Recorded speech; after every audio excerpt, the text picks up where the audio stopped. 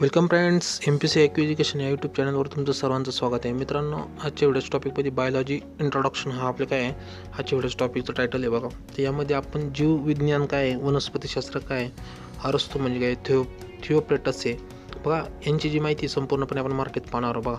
तुम्हाला माहीत असेल बायोलॉजी म्हणजे जीवशास्त्र बघा. जीवशास्त्राचे मुख्यतः दोन प्रकार आहेत बघा, वनस्पतीशास्त्र आणि प्राणीशास्त्र म्हणून. ते सर्व जी माहिती असणार आहे आपण त्या व्हिडिओमध्ये कंप्लीट असे पाहणार आहोत. आणि त्याचे जे शास्त्रज्ञ बघा, अरस्तू थिओप्रेटस, तर हे कोण आहेत त्याबद्दल सुद्धा आपण पूर्ण अशी माहिती पाहणार आहोत. मित्रांनो, तुम्हाला एक विनंती, तुम्ही जर आपल्या चॅनलला MPC IQ एज्युकेशन या यूट्यूब चॅनल जर अजून सबस्क्राईब केलं नसेल तर नक्की सबस्क्राईब करून घ्या, जेणेकरून आपल्या व्हिडिओची जी आता बायोलॉजी सिरीज चालू झाली आहे ती तुम्हाला त्याची नोटिफिकेशन भेटेल. पहा मित्रांनो, जी बायोलॉजीला मराठीत जीवविज्ञान म्हणतात किंवा जीवशास्त्र म्हणतात, तर याचे प्रमुख दोन प्रकारांमध्ये वर्गीकरण केलं आहे बघा. तर ते प्रमुख प्रकार आहेत ते प्राणी विज्ञान पहिलं किंवा जंतुविज्ञान म्हटलं जातं, त्याला इंग्लिशमध्ये झूलॉजी म्हटलं जातं. झू म्हणजे प्राणी, लॉजी म्हणजे स्टडीला मराठीत अभ्यास म्हणतात बघा. आणि वनस्पती हा एक भाग झाला आणि हा दुसरा भाग झाला. तर जीवविज्ञानाचा दुसरा भाग म्हणजे वनस्पती विज्ञान बघा, याला बॉटनी म्हटलं जातं.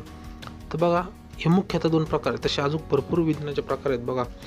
तर मुख्य जे अभ्यास केला जातो प्राणी विज्ञानामध्ये फक्त प्राण्यांचा केला जातो, आणि वनस्पती विज्ञान म्हणजे बॉटनी म्हटलं जातं.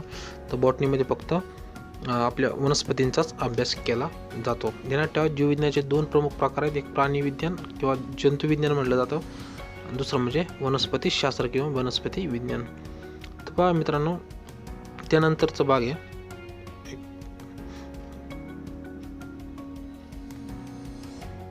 बघा, प्राणी विज्ञान किंवा प्राणीशास्त्र झुलॉजी. ज्या विज्ञानाच्या भागामध्ये किंवा विज्ञानाच्या भागामध्ये किंवा जीवविज्ञानाच्या भागामध्ये फक्त प्राण्यांचा अभ्यास केला जातो, फक्त प्राण्याचा, त्याला जीवविज्ञान म्हणतात. ध्यानात ठेवा का, तुम्हाला समजण्यासाठी मी काही डायग्राम दिलेले आहेत, ते व्यवस्थित समजून बघा. हाऊ टू बिकम अ झुलॉजिस्ट कसं म्हणलं, ते प्राण्यांचा अभ्यास तुम्हाला, त्या प्राण्यांचा स्टडी तुम्हाला व्यवस्थित करता आला पाहिजे.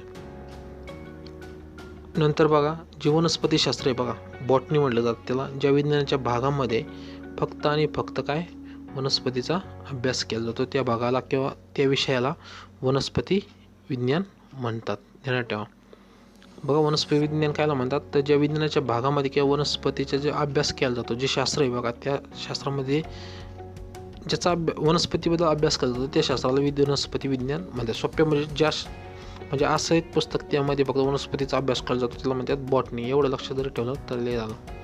त्यानंतर बघा, महत्त्वाचे म्हणजे प्राणीशास्त्राचे जनक हे आपल्या परीक्षेच्या दृष्टीने, कारण व्याख्या विचारित नाही आपल्याला कोणी संशोधन केलं आहे, कोण शास्त्रज्ञ होता त्याबद्दल माहिती विचारली जाते बघा. प्राणीशास्त्राचा जनक हा अरस्तू किंवा अरिस्टॉटल म्हटलं जातं, त्याला ते ओळखला जातो. त्यांनी त्याचं जे पुस्तक आहे हिस्टोरिया ॲनिमेलिया म्हणजे या प्राण्यांसाठी उद्गार केला जातो. यामध्ये काय केलं, 500 प्रकारच्या प्राण्यांची त्यांनी काय केली माहिती ठेवली, आणि त्याच्यामध्ये वर्गीकरण कसं केलं आहे, त्यांनी संरचना कशी केली आधी सर्व विस्तृतपणे काय केलं माहिती दिली. ध्यानात ठेवा, जनन म्हणजे त्याचे उगम कधी कसा झाला आहे, वर्गीकरण कसं केलं आहे, संरचना कशी, अशी सर्व माहिती दिली. ही शेजारी तुम्हाला अरिस्टॉटलची जी डायग्राम दिली बघा, पिक्चर दिलं आहे, याचा कालखंड होता BC 384 ते 322. आपल्या अशोकाचं जे मगध जे राज्य होतं बघा, त्या काळातच अरिस्टॉटल किंवा अरस्तू होता बघा. सिकंदराच्या गुरुचं नाव जरी विचारलं तरी अरस्तूच होता. ध्यानात ठेवा, जे सिकंदरने याच्यावर लढाई केली होती बघा, आपल्या मगधवर किंवा जे उत्तर पश्चिम भाग आहे बघा, पंजाब पाकिस्तान ह्या भागावर त्यांनी त्यावेळी आक्रमण केलं होतं. त्यावेळी मगध साम्राज्य होतं बघा. तर जो सिकंदर होता, तर त्याचा जो गुरु होता ते अरस्तू किंवा अरिस्टॉटल म्हणतात ते होते. तर ते काय होते, प्राणीशास्त्राचे जनक. त्यांनी जे पुस्तक लिहिलं बघा, डायग्राम दिली, पिक्चर दिले बघा, त्यांनी ते पुस्तक त्यावेळी लिहून ठेवलं होतं असं म्हणलं जातं. त्यानंतर बघा, वनस्पतीशास्त्राचा जनक थिओप्रेटसला मानलं जातं. तर थिओप्रेटस हे यांचं जे पुस्तक प्रसिद्ध आहे बघा, हिस्टोरिया प्लॅन्टरम म्हणून नावाचं आहे बघा. हे प्लॅन्टरमध्ये काय केलं यांनी सुद्धा काय केलं, 500 प्रकारच्या वनस्पती वर्गीकरण. आणि पहिल्या ज्यांनी केलं बघा, अरिस्टॉटल किंवा अरस्तू म्हणतो आपण, त्यांनी सुद्धा 500 प्राण्यांचं वर्गीकरण केलं आहे. आणि थिओप्रेटस सुद्धा 500 प्रकारच्या वनस्पतीचं वर्गीकरण केलं आहे. त्याच्यामुळे लक्षात ठेवायला काय अवघड नाही. इथं ध्यानात ठेवा, प्लॅन्टरम ध्यानात ठेवा, आणि तिथे ॲनिमेलम आहे. तर प्लॅन्ट म्हणजे वनस्पती, आणि ॲनिमेलिया म्हणजे ॲनिमेलिया, तर हे प्राण्यांसाठी वापरलं जातं. तर थिओप्रेटसचे बघा जे चित्र अवेलेबल होतं गुगलला, तर ते मी इथं टाकलं आहे. त्याचा कालखंड होता BC 371 ते 287 दरम्यान. हे लक्षात ठेवा, ध्यानात ठेवा. वनस्पतीशास्त्रात जनक किंवा फादर ऑफ द बॉटनी म्हटलं जातं थिओफ्रेटस आहे, आणि फादर ऑफ जे ॲनिमल आहे, ॲनिमल किंवा जे आपण म्हणतो झुलॉजी, तर त्याला कोणाला म्हटलं जातं, तर ते ॲरिस्टॉटल किंवा अरस्तूला म्हटलं जातं. कारण यांचं जे लिखाण आहे ते फार प्राचीन आहे, म्हणून त्यांना तिथे स्थान दिलं आहे. तर मित्रांनो, आपला व्हिडिओ आज येथे संपला. तर तुम्हाला व्हिडिओ कसा वाटला तर नक्कीच कमेंट करून सांगा मित्रांनो. जर व्हिडिओ आवडला तर व्हिडिओला नक्की लाईक करा.